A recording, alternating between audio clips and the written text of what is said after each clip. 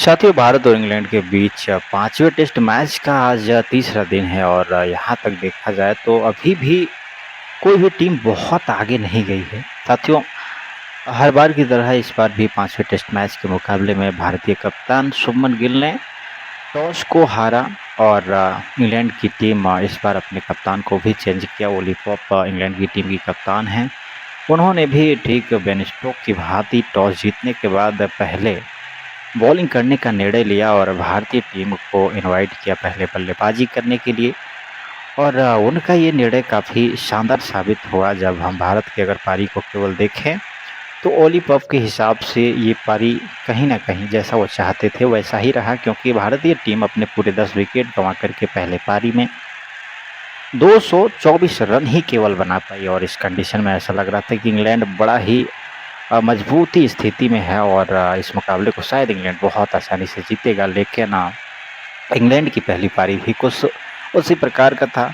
भारत की पहली पारी की अगर हम साथियों बात करें यहाँ पर, तो यशस्वी जायसवाल 2 रन केवल बना पाए, 9 बॉल का सामना किया। केएल राहुल भी कुछ खास नहीं कर पाए, मात्र 14 रन बनाए अपने पहले पारी में। साई सुदर्शन भी फ्लॉप रहे, 38 रन केवल बना पाए, 108 बॉल का सामना किया, 6 चौका लगाए। और शुभमन गिल रन आउट हो गए, थोड़े से दुर्भाग्यशाली रहे। 21 रन बना करके ये पवेलियन वापस गए। करुण नायर ने एक अच्छी पारी खेली।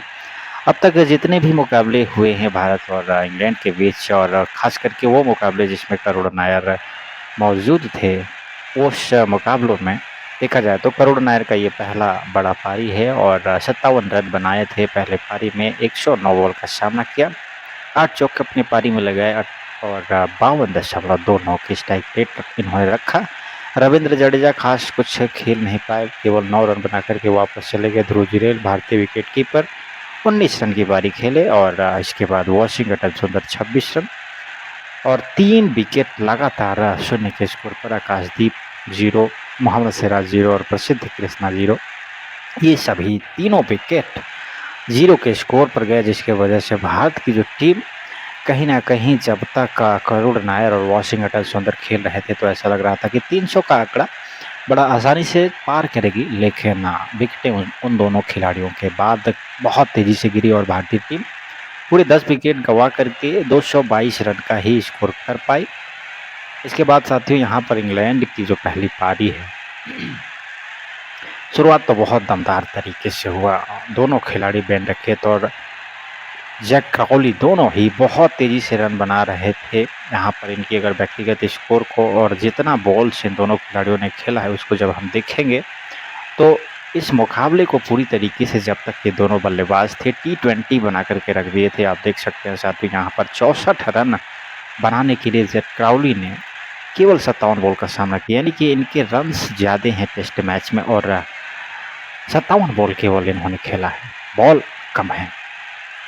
स्ट्राइक रेट इनकी देखी जाए 112.28 की स्ट्राइक रेट है। ऐसा लग रहा था कि ये वनडे से बेहतर इस टेस्ट मैच को खेल रहे हैं। ठीक उसी प्रकार से बेन रकेत भी 43 रन बनाने के लिए मात्र 38 बॉल का सामना किया, 5 चौका और 2 छक्का लगा चुके थे अपने इस पारी में। 113.16 की स्ट्राइक रेट से इन्होंने भी बल्लेबाजी की और पहला विकेट जो बेन रकेत का गिरा उस समय 13वें ओवर का 5वां बॉल था और उस समय इंग्लैंड की टीम का 92 रन हो चुका था साथियों और पहला विकेट वहां पर गिरा। आप देख सकते हैं 7 रन पर ओवर के हिसाब से अधिक का यहाँ पर रन बनाया जा रहा था प्रति ओवर के हिसाब से।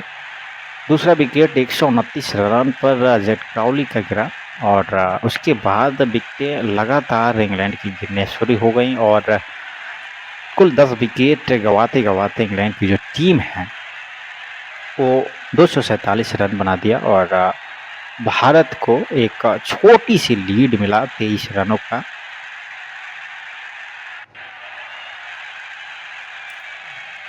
भारतीय टीम अपने दूसरी पारी का भी शुरुआत कर दिया दूसरे दिन में ही और 2 विकेट के नुकसान पर भारत अपने दूसरी पारी में 75 रन पर है। लेकिन इंग्लैंड के हम अगर पहले पारी की बात करें तो उसमें 3 पारियां ठीक ठाक रहीं। पहला पारी यहाँ पर देखा जाए जैक क्राउली का 64 रन, दूसरा पारी बेन रकेत 43 रन बनाने में सफल रहे और जो रूट 29 रन बना पाए। हैरी ब्रुक्स अपना अर्धशतक पूरा कर लिए। 53 रन इन्होंने बनाया, 64 बॉल का सामना किया, 5 चौका 1 छक्का इन्होंने अपने पारी में बनाया। इनके भी स्ट्राइक रेट बहुत शानदार 82.81 की स्ट्राइक रेट थी। यानी आप देख सकते हैं कोई भी ऐसा खिलाड़ी नहीं है इंग्लैंड की तरफ से कि जो आराम से थोड़ी सी बल्लेबाजी कर ले। सब ने काफ़ी धुआंधार तरीके से बैटिंग करने का प्रयास किया। उनकी कोशिश ये थी कि जितना जल्दी हो सके अगर इस मुकाबले को जीतना है तो बड़ा एक लीड बनाया जाए भारत के सामने और वहाँ पर जीत की जो उम्मीद है, जीत की जो नींव है उसको मजबूत किया जाए। अब साथियों अगर हम दोनों की पारियों को देखें तो भारत 224 बनाया, वहीं इंग्लैंड की अगर पहली पारी की बात करें तो 247 बनाया। इस हिसाब से ऐसा लग रहा था कि ये जो पिच है वो कहीं ना कहीं बैटिंग के लिए फेवरेबल नहीं है। लेकिन अगर हम इंग्लैंड की पहली पारी में खेले गए बेन डेकेट और जक्राउली की पारी को देखें तो वहीं ये दोनों खिलाड़ी 13 ओवर तक का 92 रन बना चुके थे। तो इन दोनों के पारी को देखकर के ऐसा लगता था कि सबसे बेहतर बल्लेबाजी वाला ये पिच है। तो आंकड़े कुछ और कह रहे हैं, लेकिन जो खिलाड़ियों की मंशा है और जो खेलने का तरीका है वो तो काफ़ी अलग यहाँ पर दिखाई पड़ रहा है। कहीं ना कहीं ये खेलने की जो एक कला है वो जैसे जैसे चेंज होता है वैसे खेल चेंज होता है। बहुत अधिक प्रभाव यहाँ पर पिच और फील्ड का नहीं दिखता है। लेकिन अब यहाँ पर भारतीय पारी अभी भी देखा जाए तो साथियों 75 पे 2 विकेट है भारत का। 18 ओवर का खेल हो चुका है और तीसरा दिन है आज।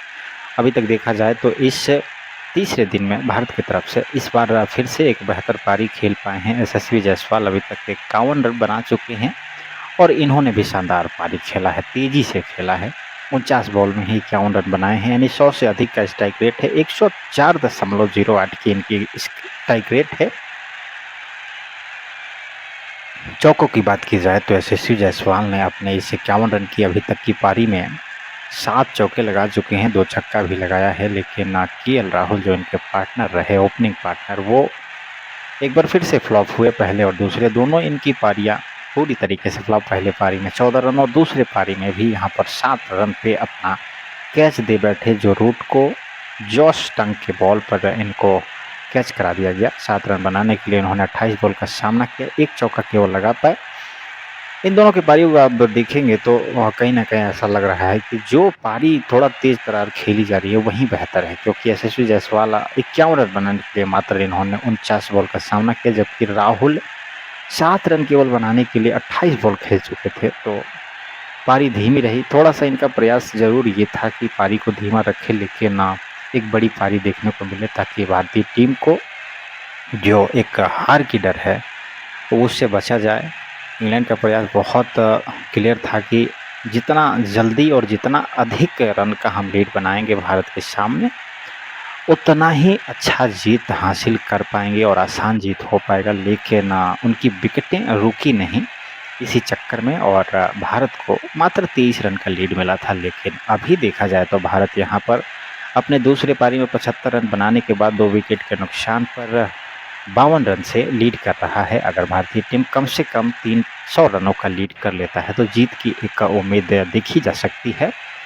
लेकिन पहले पारी को जब हम आप पहले मैच को माफ़ कीजिएगा जब हम देखेंगे तो वहाँ भी भारत ने 371 रन का टारगेट दिया था दूसरे पारी में इंग्लैंड की टीम को, लेकिन उससे भी बड़े ही शानदार और रोचक तरीके से हासिल करने में कामयाबी हासिल किया था इंग्लैंड की टीम। फिलहाल देखा जाए तो यशस्वी जायसवाल और आकाशदीप मैदान पर मौजूद हैं। साथियों आकाशदीप 4 रन बना करके अभी मैदान पर मौजूद हैं। 2 बॉल का सामना किया, 1 चौका अपने पारी में लगा चुके हैं। साई सुदर्शन जो कि पूरे श्रृंखला में इनका भी प्रदर्शन कुछ खास रहा नहीं है, इस दूसरे पारी में भी केवल 11 रन बना पाए। पहले पारी में इन्होंने इस 5वें मुकाबले के 38 रन बनाए थे और दूसरे में भी 11 रन पर ही चले गए। तो कहीं ना कहीं उतना इफेक्टिवनेस इनकी पारी भी नहीं दिखी और करुण नायर का भी ओवरऑल देखा जाए तो वो भी पारी अभी तक बहुत बेहतर नहीं रहा है।